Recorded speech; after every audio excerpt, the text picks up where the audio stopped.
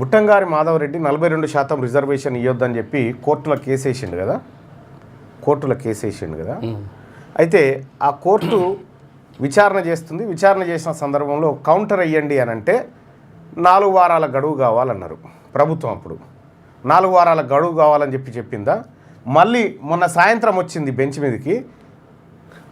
మీదకి వస్తే ప్రభుత్వం హాజరై ఏం చెప్తుంది ఎరికేనా, ఇంకో 10 వారాల గడువు అంటే 10 వారాలు ఎందుకంటే మేము వేయం అంతే దాన్ని కొట్టేయిరి అని ఇంకో 10 వారాల గడువు తీసుకొని పోయింది ప్రభుత్వం. ఆ లోపల జడ్పీటీసీ ఎన్నికలు ఎంపీటీసీ ఎన్నికలు కూడా ఖతం చేయొచ్చు అని. అంటే వీళ్ళ ఇంటెన్షన్ ఏందన్నట్టు, మేము ఇయ్యంరా బాబు మీకు రిజర్వేషన్ ఏదో యాక్టింగ్ చేసినాం తప్ప మేము ఇవ్వడానికి సిద్ధంగా లేము అని చెప్పి క్లియర్గా చెప్తా ఉన్నారు.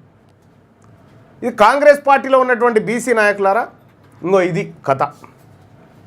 ఈ రెడ్లు మీకు రిజర్వేషన్ ఇవ్వడానికే ఇబ్బంది పడతా ఉన్నారు, ఇయ్యమని చెప్తా ఉన్నారు కదా. కోర్టుకు తోలిచ్చింది రేవంత్ రెడ్డే, జానారెడ్డి రేవంత్ రెడ్డి వీళ్ళంతా రెడ్లంతా కలిసి కోర్టుకు తోలిచ్చి దాన్ని ఆపిచ్చిరు. కాబట్టి బీసీలకు 42% రిజర్వేషన్ అంశం హైకోర్టులో నిన్న చర్చకు వస్తే 10 వారాల టైం తీసుకున్నారు కౌంటర్ వేయడానికి. అంటే ఇష్టం లేక కోర్టు కూడా సరే అని చెప్పేసింది. అంటే వాళ్ళ ఇంటెన్షన్ క్లియర్గా అర్థమైంది మనకు. ఇంకా వీళ్ళు ఇవ్వడానికి సిద్ధంగా లేరు.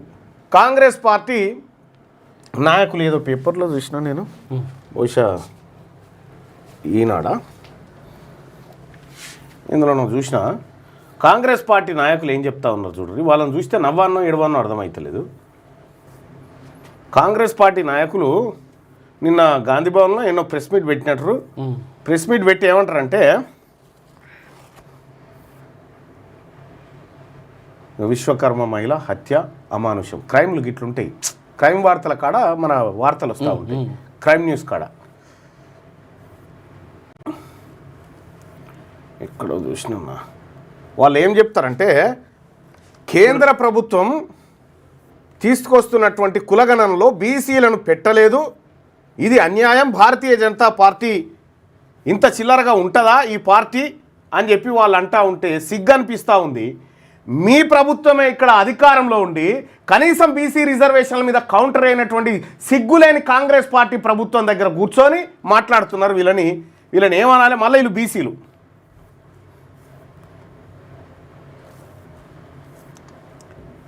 ఇది 50% కాదన్న, ఏది 50%?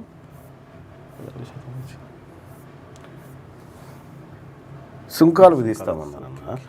అది దీంట్లోనే ఇందులోనే నేను చదివిన.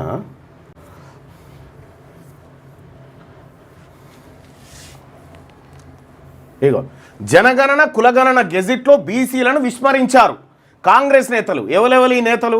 జనగణనతో పాటు కులగణన కోసం కేంద్ర ప్రభుత్వం 33 ప్రశ్నలతో విడుదల చేసిన గెజిట్ అసంబద్ధంగా అసంపూర్తిగా ఉందని, ఇందులో ఓబీసీలను విస్మరించిందని కాంగ్రెస్ బీసీ నేతలు విమర్శించారు.